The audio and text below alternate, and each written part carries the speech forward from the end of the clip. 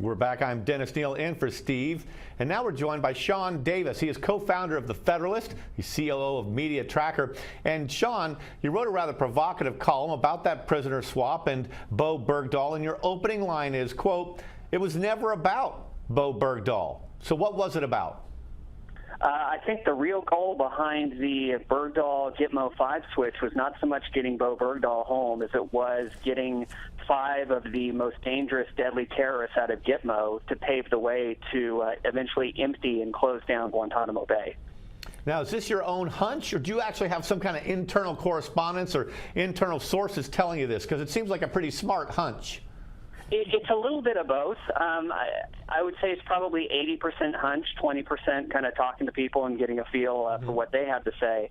But the main foundation of my theory is that the administration's original case made so little sense.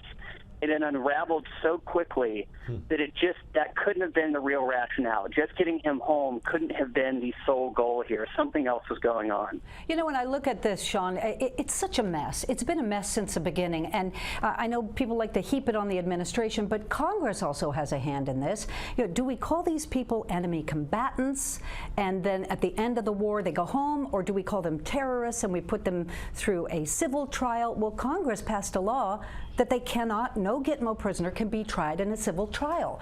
So everybody's to blame, it seems. Well, you'll never get me to let Congress off the hook. They're absolutely to blame here, but they're not the ones who negotiated this deal. In fact, the law says that they had to be informed 30 days before any deal or transfer. Keep them informed, give them the ability to consult, potentially block funding for it, and they were completely kept in the dark. So I don't think they're totally innocent regarding Guantanamo, but on this issue, they were kept in the dark the entire time. Yeah. Now when the news first broke that they were releasing 5 really bad guys, I got to admit, the first thing I thought was, well, can't we just send in a drone strike and take care of them now that they're gone from GITMO? And actually, Secretary of State John Kerry, in this soundbite we got coming up here, number 3, he almost alludes to that. Give a listen.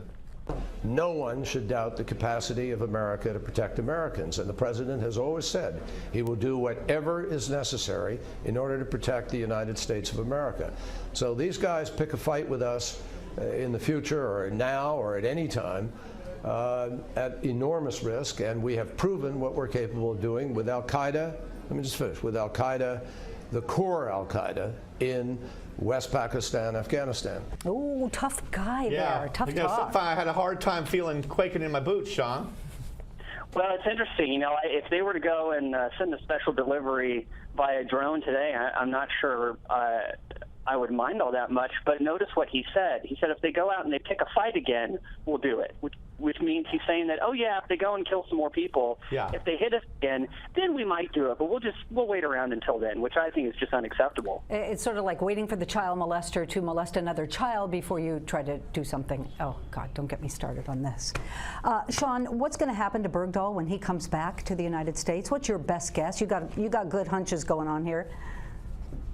So there's 2 questions there. What will happen and what should happen? Based on everything that we've heard from his platoon mates, that he had planned to desert, that this was a deliberate desertion, he walked away planning not to come back, he should be subject to a court-martial, which is a military trial, before his peers, and they would judge whether he was guilty of desertion. That's what should happen. You don't seem to think that's going to happen.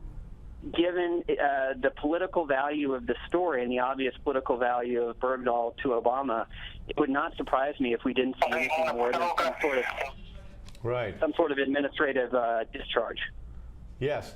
Yeah, well, I don't see how they can go after him, given that the president invited his parents to the Rose Garden and made such a big deal about it, and we were supposed to rejoice and kind of tie a yellow ribbon around the old oak tree. We got about 2 minutes or so coming up, Sean, so I wanted to let you get into the VA, because you make the argument, actually, that that funding is not the problem, even as some of the people want to fix the problems of the VA by throwing more money at it. Elaborate.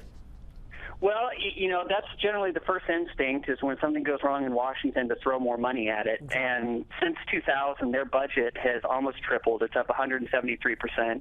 Even when you take inflation into account, medical inflation, which grows very fast, and the patient workload, the money has still more than kept pace with both inflation and the workload. The problem here is administration, incompetence, corruption, and a refusal for anybody to take accountability for it. It's not a money problem. It's an accountability and competence problem. I can't imagine a privately held hospital chain allowing 40 of its stores to be run corruptly with fake waiting lists and then not stepping in and firing every single one of those hospital chiefs, whereas they can't do that in the VA. It's all kind of union and civil service protection, isn't it? Yes and no. He's the president. Remember, he said he's got a phone and a pen, and he can do all kinds of stuff. This is his agency. And if he actually cares about the problem, he has the power to fix it. And if this had happened in the private sector, people would be going to prison. Wow. Diane? Absolutely. Absolutely. Let me ask you this. I have a lot of veteran friends. In fact, I wrote a recent column about the military losing respect for the president over this prisoner swap.